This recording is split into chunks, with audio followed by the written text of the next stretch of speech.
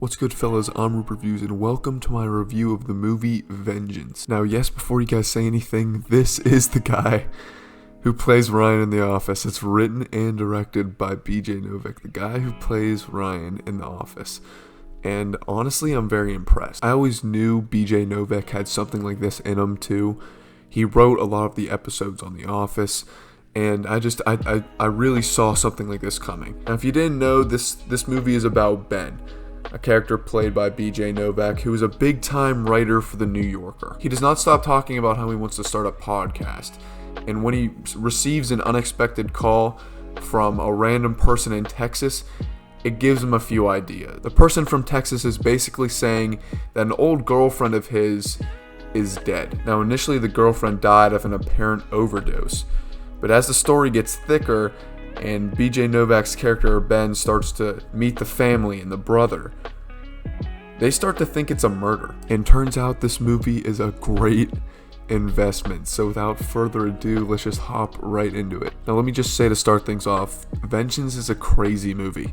It's solely based on dialogue, and many of it is just theories and themes scattered throughout the movie. It never really was based off of one theme, which I really did not. It was hard for me to tell if that was a good thing or a bad thing. Another great thing about the movie was how beautiful the setting was.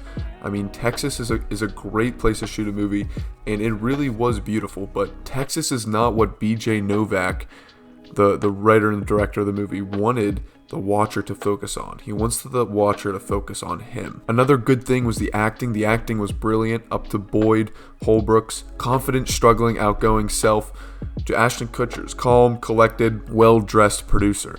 Everybody clocked in outstanding performances. It was also very cool to see Ashton Kutcher in a performance like this because he really is a good actor.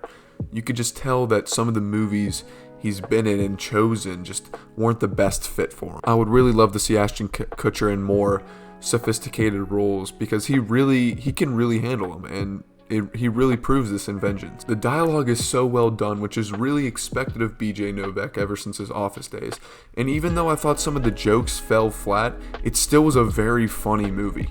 It really reminded me of Novak's time as a writer on The Office. Now, even though there were so many themes to the movie, my favorite one is that there is always two sides to every story.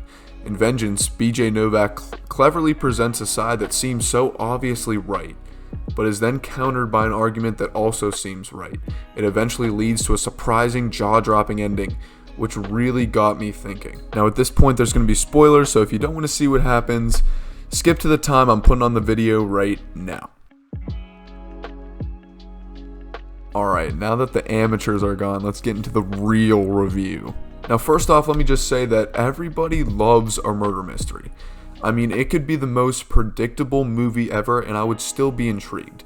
Just the plot of an average murder mystery just kind of is exciting and gets you going, and it's just fun to watch. And while the story Vengeance seems so predictable, this is what Novak's trying to do, making it more predictable so his real point can be revealed at the end. And as soon as Ashton Kutcher's character is labeled the killer and admits to it, the story takes a turn for the worse. Instead of interrogating, Ben becomes the interrogated, a feeling that he did not think he would have to feel on his trip.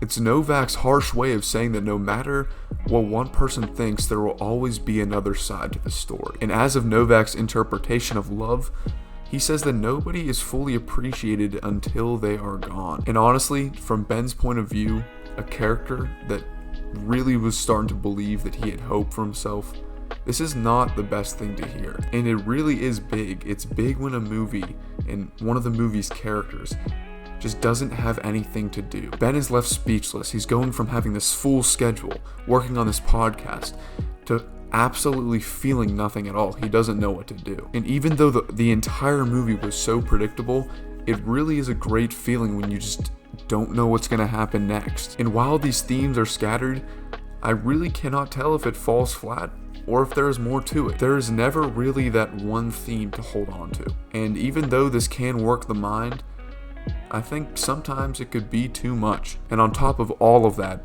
the ending is not really an epilogue and more of an encore. A smudge of dark detail drilled in at the end to really keep the viewers wondering. Novak is a great storyteller, and I really hope that he starts to write and direct more in the future, because I would love to see more of his stuff.